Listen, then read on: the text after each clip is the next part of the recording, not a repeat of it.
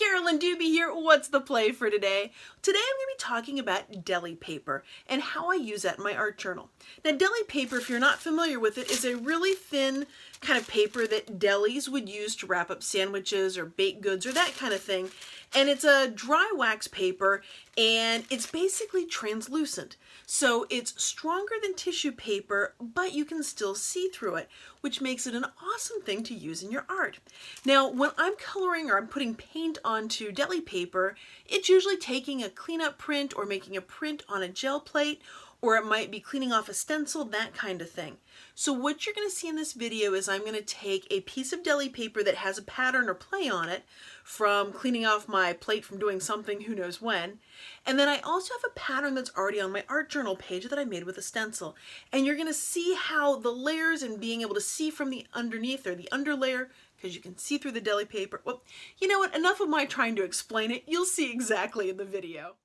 So here's what the Pebbles Laramie stencil, when you use the two parts together, the kind of pattern that you can quickly and easily make. Now I'm going to use this as a base for the art journal page that I'm going to build.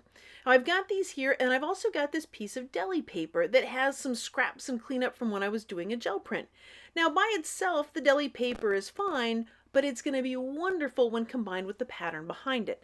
And that's one of the nice things about deli paper is it's thicker than tissue paper, but it's still translucent. So I've got to decide, do I want to put it down on the page or up on the page? I mean, these are the big questions that I contemplate deeply, yet not that deeply. I'm going to pick one and I'm going to put it down, because what's the worst thing that happens? I have an oops.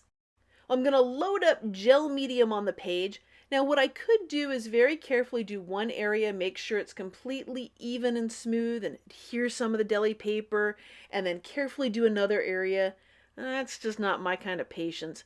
So I'm going to kind of just spatula this stuff on here, get it to about where it looks like I've got some everywhere, because I do need some gel medium everywhere that I want the deli paper to stick. But I'm not willing to dedicate hours of my life to getting it to be super precise. Now, no matter what, there are always little bits on the edge that are never fully adhered, so I always have to go back and do those little bits and pieces. Now it's time to get a few more layers on here. I'm going to start by adding some color. Now, I'm choosing to put this on with a blade tool, just kind of like a little spatula, because it means less brush cleaning. That's really why I love using it, is there's just a lot less cleaning involved with it. Now, I have links to all the products that I'm using over on the blog. You can check those out at acolorfuljourney.com.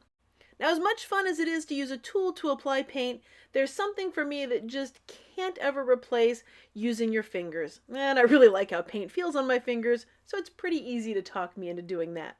Now everything's going along swimmingly until I add the next color. As soon as I put it on there, I kind of went, "Ugh, I don't like that there." So I'm going to call that one an oops, an outstanding opportunity presenting suddenly. And what was the opportunity in that? Well, it got me to grab that baby wipe, which is going to become very handy in the next few seconds as I'm playing around with that color, because that's going to give me the look that I really like going around the edges instead of what I was actually trying to do. Now the next layer is going to have some Scribble journaling on it. I'm using something called a Stabilo Woody pencil, and this thing is huge in your hand. It reminds me of like those kindergarten crayons, or like jumbo size. So this is not a fine detail kind of thing to write with, but it makes some great big bold lines, which is what I was after here. And yeah, I can't read my writing either, so don't even worry if you can't figure out what I'm writing. And there's a spot on there that was just perfect for a word card. I have these Latin flashcards of all these different words, so I kind of picked the word that felt like it was going with this page, and I chose the word mergot. Now, it's not that I really know what it means, even though I took 3 years of Latin. It is dip, engulf, or sink. And I love that the pattern is engulfed into this, so because of using the deli paper that you can see through with the pattern underneath, I thought this would be a great word to go with it. So I'm going to glue this down with that good old gel medium. Again, that fine precision that I use for things of just put a bunch on there and stick it down and see if it stays, which, by the way, spoiler alert here, it will stay. Now, by the way, if you're still watching the video by this point, you're probably enjoying it, and you might enjoy some of my other videos. So why don't you hit that subscribe button? That way you'll know as soon as I have a new one out.